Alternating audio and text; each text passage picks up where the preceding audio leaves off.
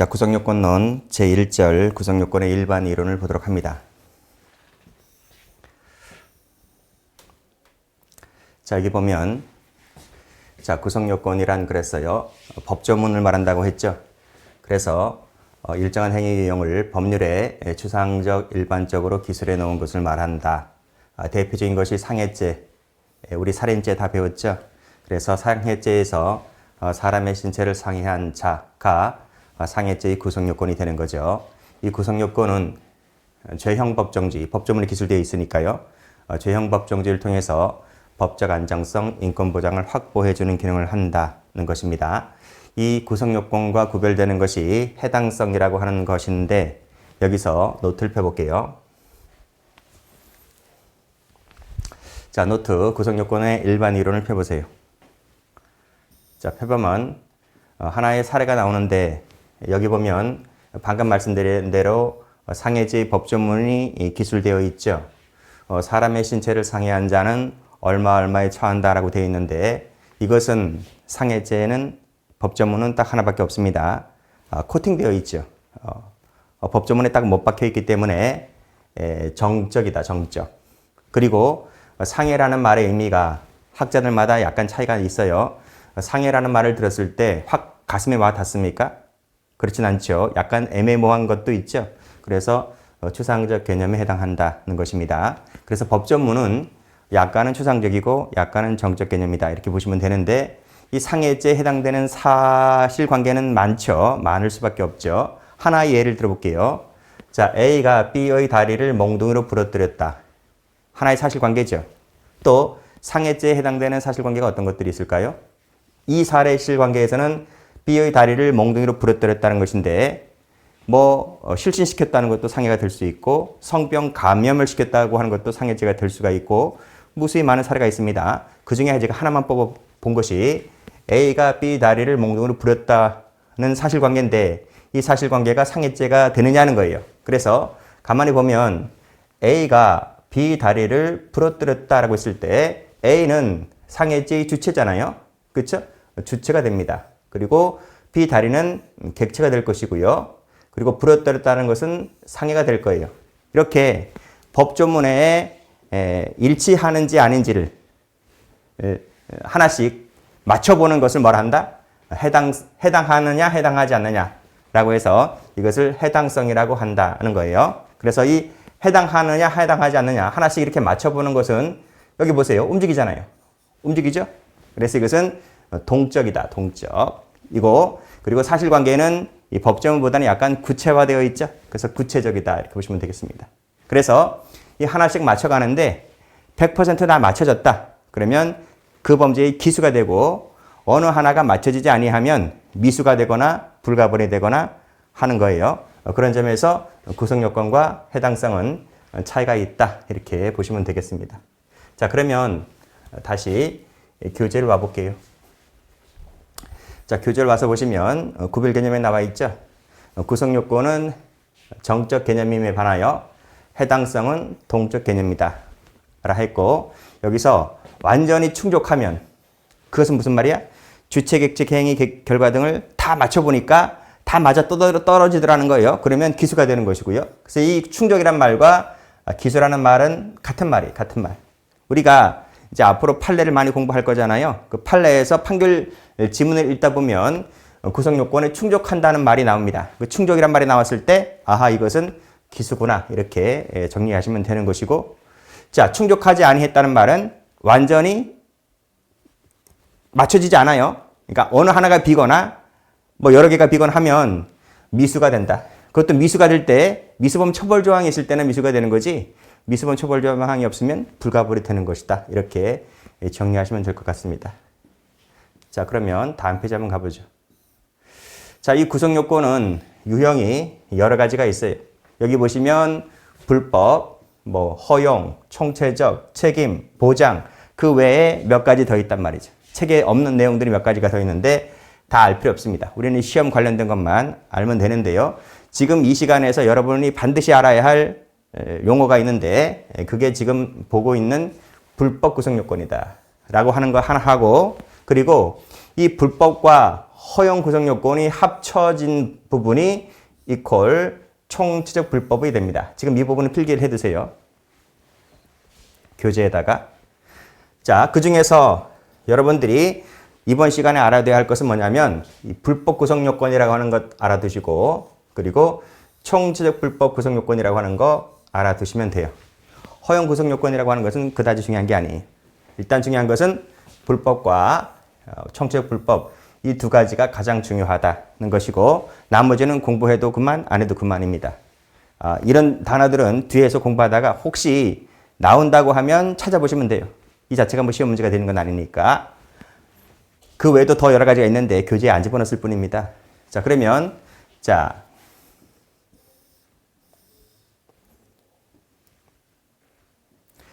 이 불법 구성 요건을 먼저 설명드려 볼게요. 우리가 전 시간에 구성 요건에 해당하면 플러스 위법하고 플러스 책임이 인정되면 범죄는 성립했다 라고 제가 말씀을 드렸어요. 자, 그 중에서 이 부분이죠. 이 구성 요건에 해당하는 부분. 이 부분이 바로 뭐예요? 이 부분이 바로 불법 구성 요건이 되는 거예요. 자, 됐나요? 그러니까 이 불법 구성 요건이라고 하는 단어는 3단계 체계론에서 나와요. 구성 요건 해당성, 위법성, 책임이 인정될 때 범죄가 성립한다라고 하는 3단계 체계론에서 등장한다라고 하는 것을 알아두시고, 자, 보세요. 우리가 구성 요건에 해당하면 이 3단계 체계론에서 구성 요건에 해당하면 위법성이라고 하는 것이 추정된다 그랬어요. 단정짓지 못하고 추정이 된다. 그쵸? 이 추정된다라고 하는 말의 의미가 여기 보시면 인식 근거다. 인식 동그라미. 인식 근거다는 거예요.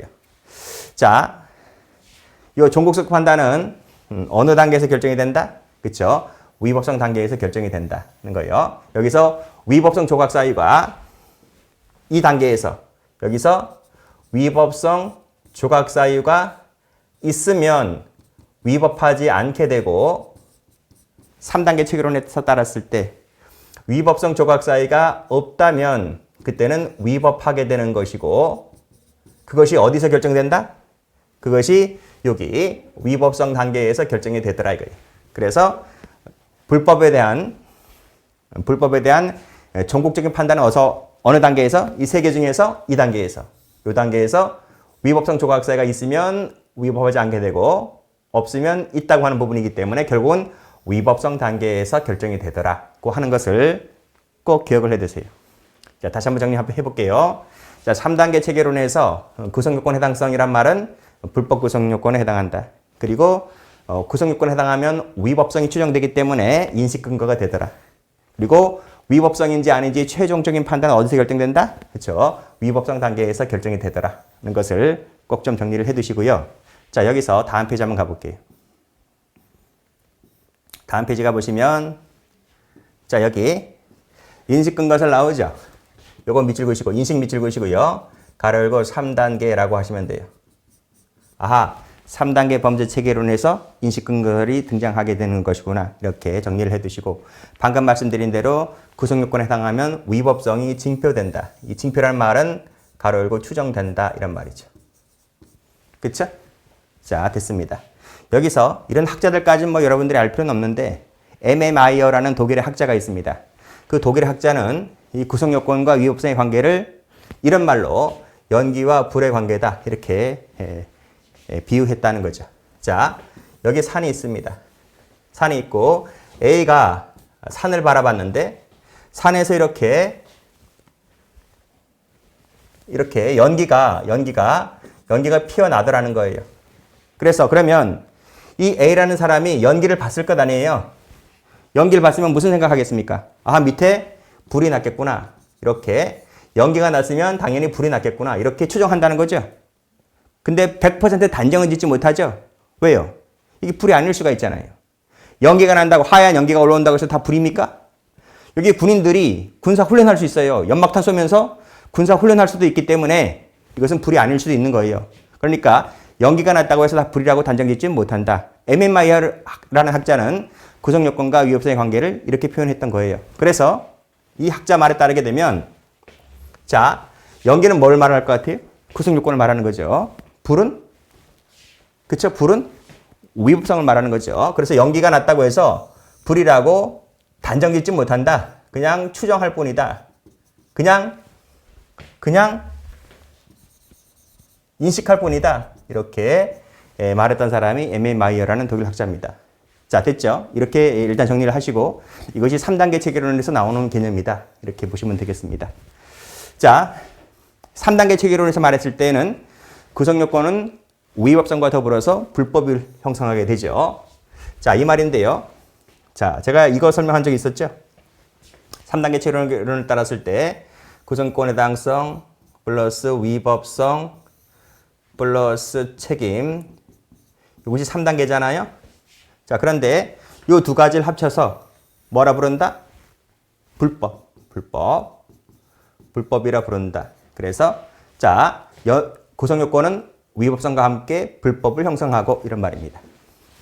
자, 불법은 방금 봤지? 구성 요건 해당성이라는 거 하나. 그리고 위법성 조각 사유가 부존재라는 거 하나. 그게 뭔데? 이것이 이퀄 위법성인 거지. 그것을 위법성 조각 사유 부존재 이렇게 말했던 거지. 됐습니까? 이것이 합쳐져 가지고 불법이 되더라 이런 말입니다. 두 가지 요소로 이루어진다. 됐고, 그리고 구성요건 해당성은 불법성에 대한 종국적 판단이 아니죠. 종국적 판단은 어디서 내려진다 그랬어? 위법성에서 내려진다 그랬잖아요. 그래서 연계가 났으면 불로 추정한다는 것에 불과하기 때문에 이것은 잠시나마 잠정적 판단에 불과하다. 단정짓지 못한다. 단정짓지는 못한다. 왜? 연계가 났다고 불로 단정짓지 못하니까 그냥 잠정적, 임시적 판단이다. 이렇게 보고 있는 거죠. 됐습니까? 따라서 구성요건에 해당한다면 위법성이 추정되지만 조각사유에서 그 추정은 곧 깨지고 만다. 이렇게 보고 있습니다. 자, 그리고 제가 OT 때 말씀드렸잖아요. 이 위법성을 배우는 부분은 이 추정되기 때문에 구성요건에 해당하면 위법성이 추정되기 때문에 우리가 공부할 때 위법성에서 배우는 부분은 위법성을 적극적으로 만드는 것을 배우는 게 아니라 위법성 조각 사유가 있다 없다. 정당방해 긴급피난이 있다 없다. 만을 배우고 위법성 조각 사유가 있다면 나머진 다 위법하다라고 결론 지으면 되기 때문에 따라서 마지막 줄에 위법성 조각 사유에 의해서 조각되는지 아닌지를 검토하는 부분은 적극적으로 보는 거 공부하는 것이 아니라 소극적 공부 방식에 그칠 뿐이다. 이렇게 보고 있는 것이 3단계 체계론입니다. 아시겠죠? 그래서 여러분들이 꼭 기억할 단어는 여기서 인식 근거설은 뭐다? 3단계 체계론인데 꼭 기억할 단어는 징표, 그리고 잠정적, 소극적 이런 말이고요. 그 다음에 알아둘 것이 불법이라는 단어인데 불법은 구성권 해당성 플러스 위법성 조각 사유 부존재 이게 바로 뭐다? 위법성이다. 이 두 가지로 구성되더라, 이루어지더라 라고 하는 것입니다. 여기서 뭐 연기와 불의 관계까지는 기억을 해둘 필요는 없고 그냥 그런 차원에서 이해하시면 되겠습니다. 자, 됐죠? 자, 그렇게 해서 요 불법 구성 요건을 공부를 했습니다. 자, 앞으로 다시 한번 가보죠. 자, 유형 다시 와보세요. 유형 다시 와보시면 이제 요거 공부했습니다. 두 번째 공부할 것이 뭐냐면 이 위법성 조각 사유를 다른 말로 뭐라 하냐면 허용된 구성 요건이다. 이렇게 부르기도 해요. 근데 그것은 그다지 중요한 개념이 아니다는 것입니다. 자, 요 두 가지가 합쳐진 말이 총체적 불법이라고 제가 말씀을 드렸어요. 그쵸? 자, 그러면 이 부분을 갖고 한번 설명을 드려볼게요.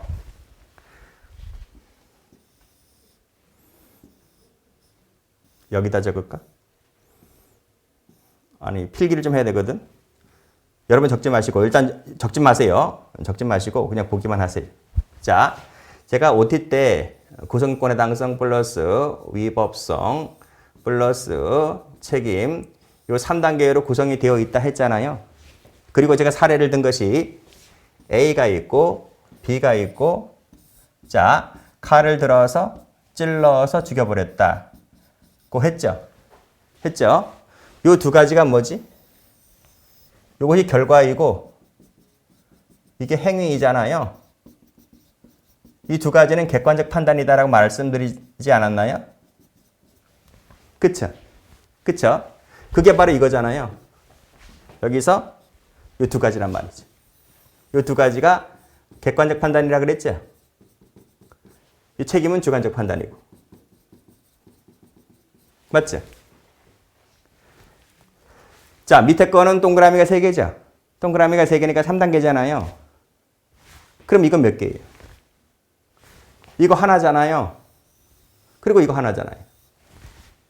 이건 2개죠? 그쵸? 그래서 야, 뭐 복잡하게 그렇게 동그라미를 3개 그리냐. 동그라미 2개 그리자. 이거 동그라미 2개 그리자. 우리가 그 핸드폰 잘 만들잖아요. 그치? 애플도 잘 만들고. 왜 그 두 회사가 그렇게 핸드폰을 잘 만드는 건가요? 복잡한 것을 단순하게 일단 만드는 것이 첫 번째잖아요. 우리가 컴퓨터 본체를 뜯어보면 여러 개의 회선이 많이 있잖아요. 줄이 많이 있잖아요. 왜 그렇게 복잡하게 만들었어? 그거를 뭐 합쳐가지고 몇 가지로 가닥으로 만들 수도 있는 거잖아요. 그러니까 이 동그라미 왜 3개 만드냐고 복잡하게 이렇게 2개 만들면 되는데.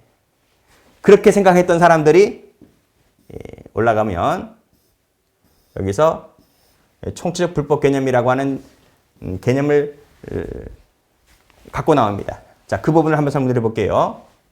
자, 여기서 노트를 한번 펴볼게요. 자, 노트 보시면 자, 여기 보세요.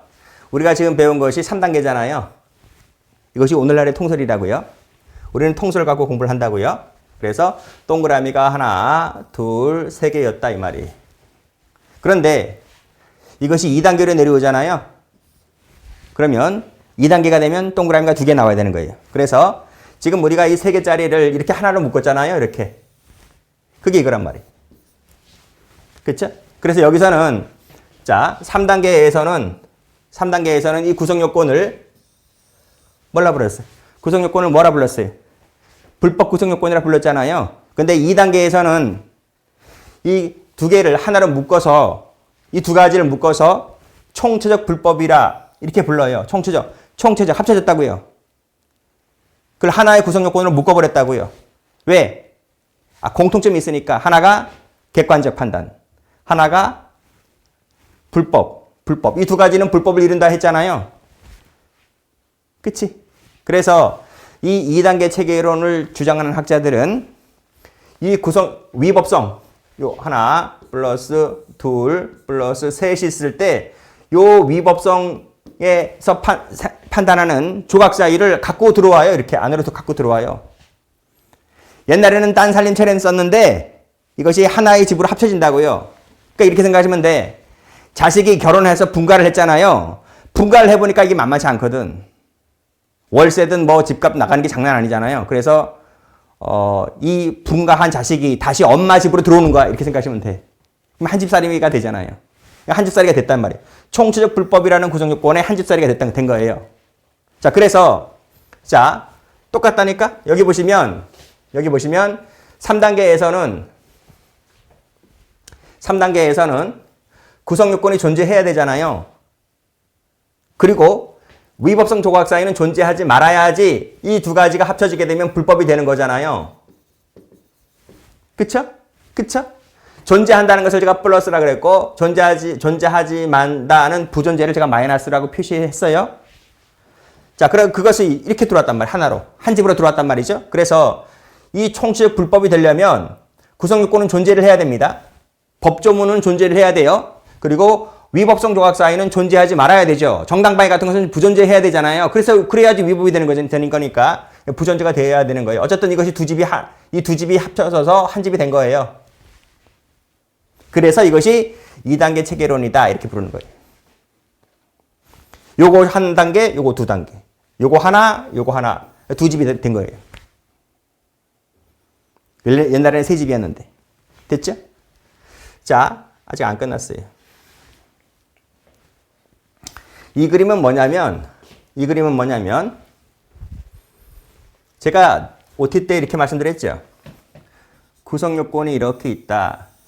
플러스 위법성 있고 플러스 책임이 있는데 구성 요건이 이렇게 쪼개지더라. 이렇게 쪼개지더라. 두 조각 나더라. 그래서 윗부분을 객관적 구성 요건이라 하고 밑에 부분을 주관적 구성 요건 요소라 한다. 그리고 이 주관적 구성 요건 요소의 대표적 선두주자가 고의라는 건데 이 고의는 바로 자기 위에 머리 위에 있는 객관적 구성 요건 요소를 인식을 해야 된다. 그래야 고의가 만들어진다라고 말씀드렸어요. 그쵸? 그게 이 그림이란 말이. 이 고의라는 것이 자기 머리 위에 있는 객관적 구성 요건 요소가 존재한다는 것을 내가 인식을 해야 돼요. 인식을 해야지 고의가 만들어지는데 이것을 어느 하나를 인식을 못했잖아요. 그러면 못하면 착오가 만들어져요. 착오. 그 착오가 여러 가지가 있는데 이 착오를 무슨 착오라 하냐면 구성 요건 중에 하나를 인식하지 못했다고 해서 구성 요건적 착오라고 불러요.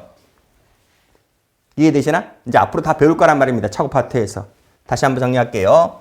자, 구성 요건에는 여기서 보았듯이 객관적인 것이 있고 주관적인 것이 있는데 주관적 구성 요건 요소의 대표적 선두주자가 고의라는 건데 고의가 객관적 구성 요건 요소를 인식하면 고의가 만들어지지만 이것을 인식하지 못하면 착오가 발생하게 되는데 그 착오를 구성 요건적 착오라고 한다.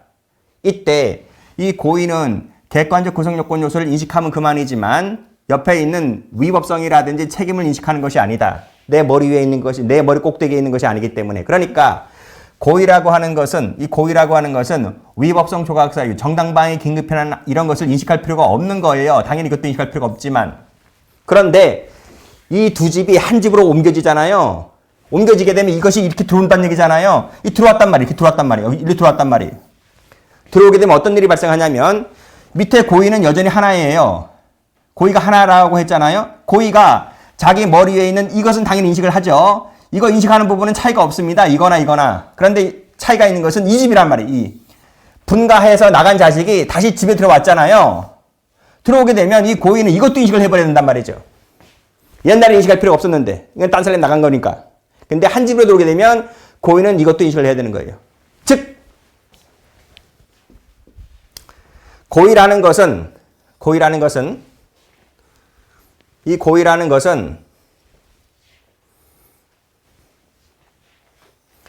구성 요건이 존재한다는 것도 당연히 인식을 해야 되겠지만 위법성 조각사유가 부존재한다는 것도 당연히 인식을 해야 됩니다. 만약에 이것도 인식을 못하잖아요. 이것도 인식을 못했거나 이것도 인식을 못하게 되잖아요.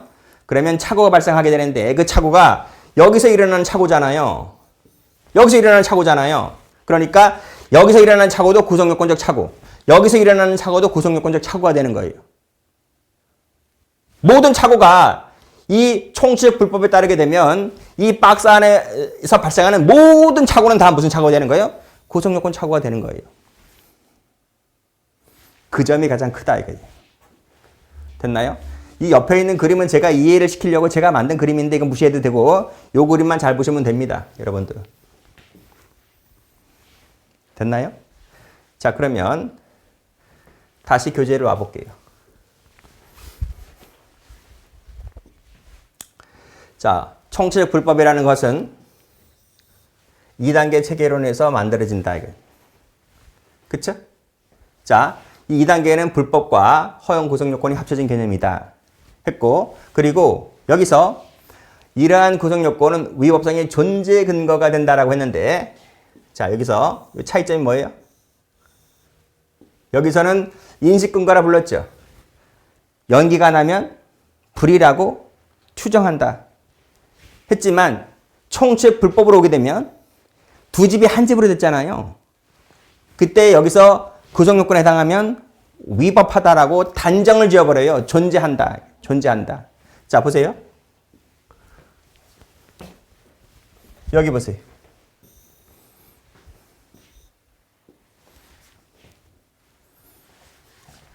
위법성 조각사유의 부존재가 총체적 불법 구성 요건 안에 들어와 있잖아요. 한 집살이가 됐단 말이에요. 그쵸? 그러면 제가 이 그림은 제가 그렸다고 했는데 설명 안 할 수가 없네. 설명해야 되겠네. 자, 3단계에서는 제가 세 터널을 만들어 놨어. 터널 하나, 터널 두 개, 터널 세 개. 이 터널 세 개를 내가 차를 타고 다 통과가 되면 범죄는 성립하게 된 거예요. 성립하게 되었단 말이지.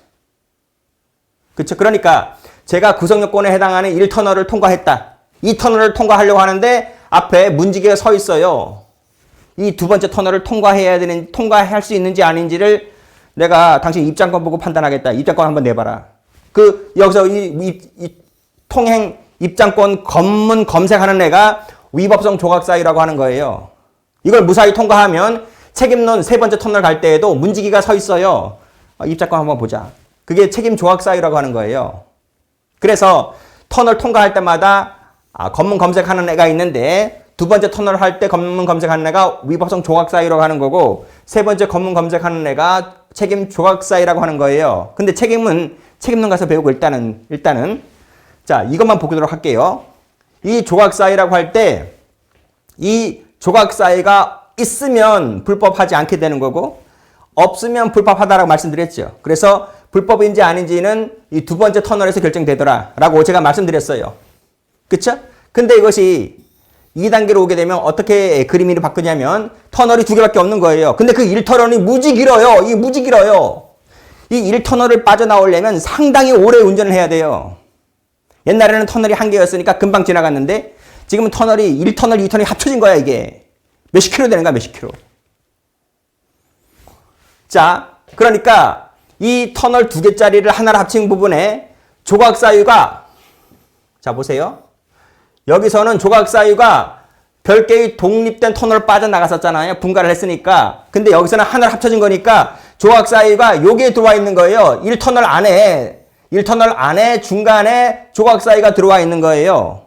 검문 검색하는 애가. 그러니까 검문 검색하는 애가 터널 중간에 있다 보니까 이 차를 운전하는 사람이 이 1터널을 빠져나왔다고 하는 것은 뭘 말하는 거야? 이 검문 검색을 통과했다는 얘기잖아요. 중간에 있는 애를. 그러면 이 터널 빠져나왔다고 했을 때 내가 뭐라 하겠어요?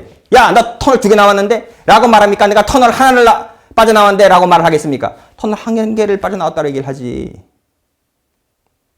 그렇잖아?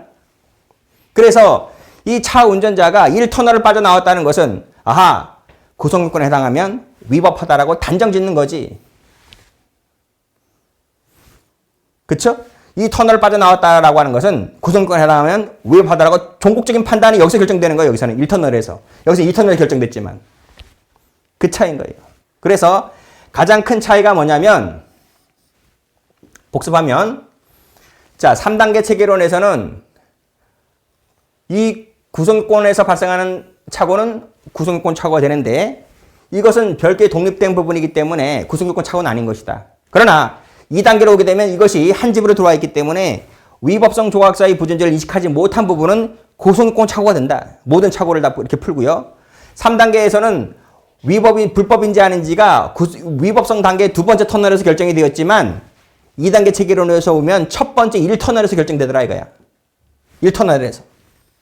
그 두 가지가 가장 큰 차이다. 이렇게 보시면 되겠습니다.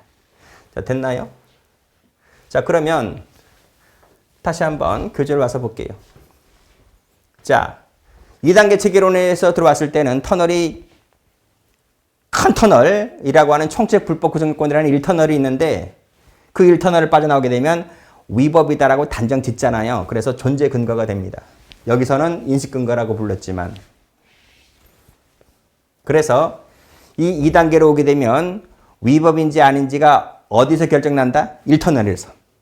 총책 불법이라고 하는 1터널, 긴 터널에서. 그래서 구성요건 단계에서 결정이 됐더라. 이 두 가지. 여기서는 위법성에서 결정이 되지만 이 두 가지. 여기 색깔 칠하시고 형광 사인펜으로. 여기 형광 사인펜 기능이 없어요. 그래서 형광 사인펜으로 색깔. 여기 색깔 이렇게 칠하시면 돼요. 됐나요? 그리고 여기는 각각 밑줄 그시고 이렇게 하시면 됩니다. 됐어요? 아직 안 끝났어요. 자, 그러면 여기서 뒤로 넘겨보세요. 뒤로 넘겨보면 자, 요 이론이 나오죠. 요 이론을 별표를 치세요. 별표를 친다. 우리가 이제 형법에서 이제 중요한 이론이 몇 가지 쭉 나오거든요. 그 중에서 제일 첫 타자, 이론 문제가 나올 부분이 이 부분이다. 그리고 이 부분을 알게 되면 나중에 두 번째 이론, 세 번째 이론, 네 번째 이론 배울 때 요긴하게 쓰인다. 여기저기서 등장한다. 이것은 오늘날의 통설은 아닙니다.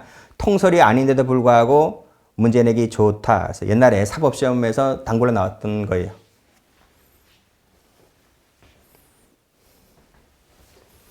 다시 노트 펴볼까? 노트. 2단계 체계론에서 2단계 체계론이라고 말할 수는 없잖아. 계속 그렇게. 그래서 우리 교재 있잖아. 우리 교재. 앞에 표지에 이름을 달아야 되잖아요. 그러면 이 2단계 체계론에서 자기 논문을 썼을 거 아니냐, 이 학자들이. 그러면 그 논문의 표지 제목을 달아야 되잖아요. 그러면 제목을 뭐라 달겠어요, 여기서? 여러분이라면. 책 표지의 제목을. 이 딴 살림 나갔던 애가 한 집에 들어왔다는 거잖아. 엄마 앞으로 들어왔다는 거잖아. 그치? 그러니까 위법성 조각사회가 원래는 딴 집에 나가 살았었는데 2단계로 들어오게 되면 한 집으로 들어오게 되잖아요. 엄마 아빠 집으로. 그게 가장 큰 강조할 부분 아니야?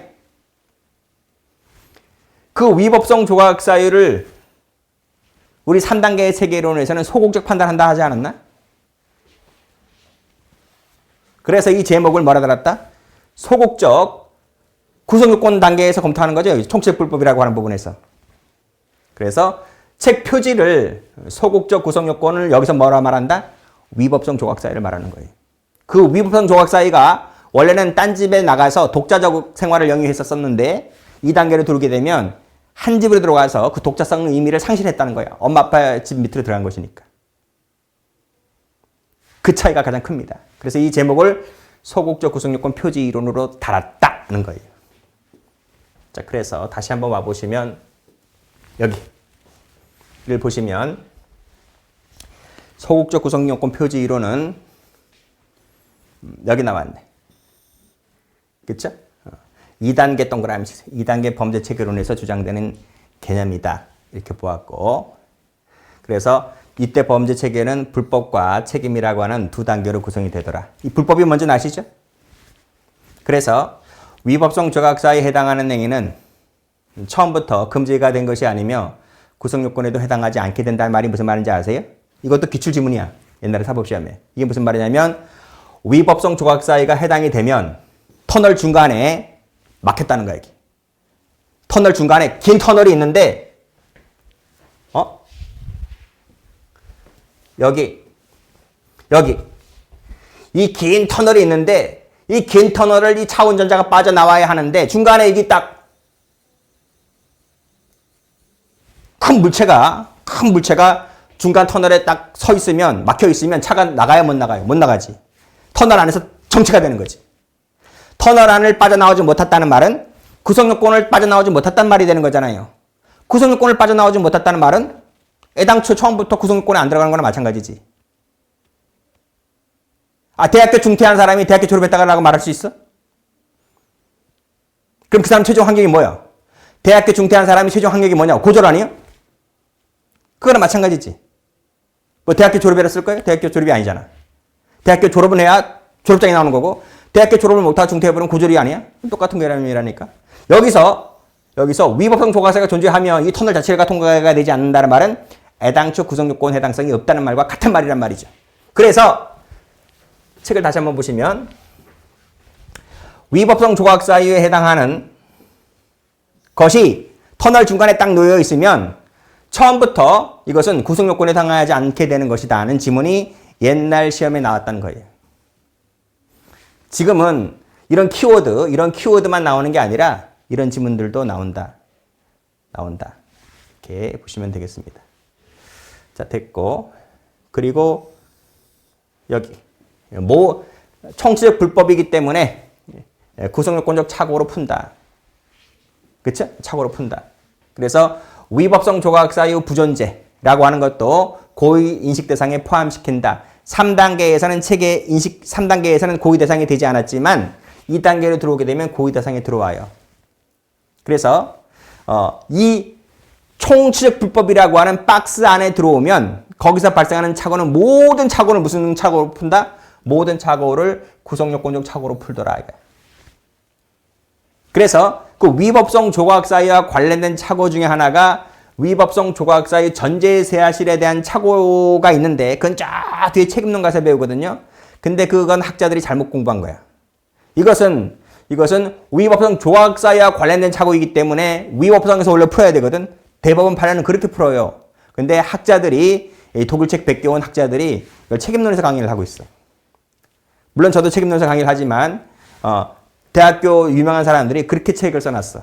근데 어쨌든 위전 줄여서 앞글자 따서 위전착이라고 하는 이 착오도 위법성 조각 사유와 관련된 착오이다 보니까 위법성 조각 사유와 관련된 착오는 다 무슨 착오가 되는 거야?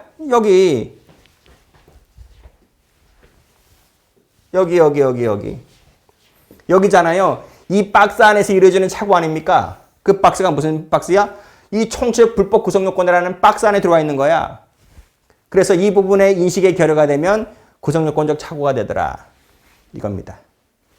됐나요? 그래서 아주 깔끔하게 풀지. 이 단계 차기론에 따랐을 때는. 그쵸? 그래서 이 부분도 꼭 좀 알아두세요. 모든 착오를 구성요건적 착오로 풀더라. 위법성 조각 사유가 존재하냐 존재하지 않느냐의 문제를 고의인식 대상에 포함시키더라. 그래서 이런 현상이 발생하더라 라고 하는 것을 기억을 해 두시고, 그리고 아들이 분가를 했는데 그래서 독자적인 생활을 영위하고 있었는데 생활이 어렵다 보니까 엄마 앞으로 들어왔다 그랬죠. 그래서 이 2단계 체계로는 어떤 비판을 받게 되는 것이다. 그렇지. 독자성을 개무시했다라는 비판을 받게 되더라. 그럼 뭐 어쩔 수가 없는 거지. 받고 싶으면 딴 사람 나가면 되는 거지. 근데 니네가 엄마 아빠 집으로 들어왔기 때문에 독자성을 인정받지 못하게 되는 그런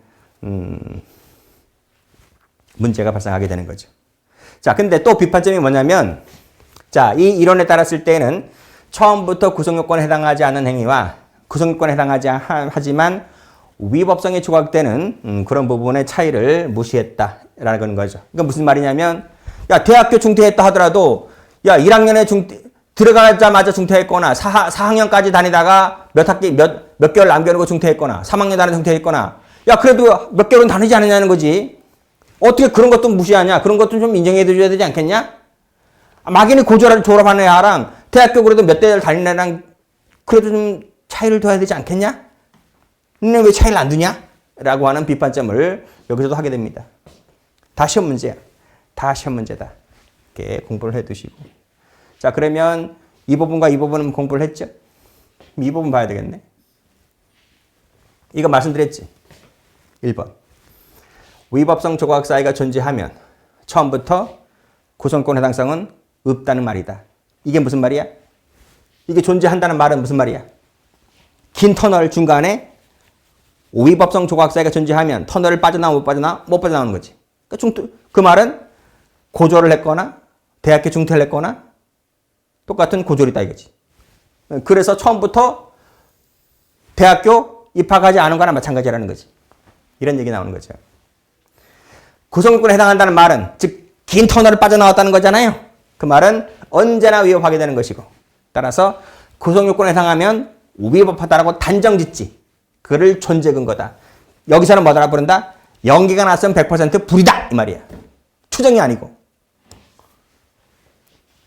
그래서 연기가 났으면 100% 불이다라고 보기 때문에 이것은 종국적이고 단정짓는 반가치 판단이다. 반가치 판단? 가치에 반하는 판단이다 이 말이지. 그렇죠? 이렇게 보시면 되겠습니다. 이런 내용들이 서국적 구성요건 표지 이론에 관련된 내용이다. 이렇게 정리를 해두시면 되겠고, 이번 시간에서 배우는 것 중에 중요한 부분은 다 설명을 드렸습니다. 그럼 나머지 보도록 할까요? 그쵸? 책임, 이딴 거, 그냥 눈팅하시면 되겠습니다.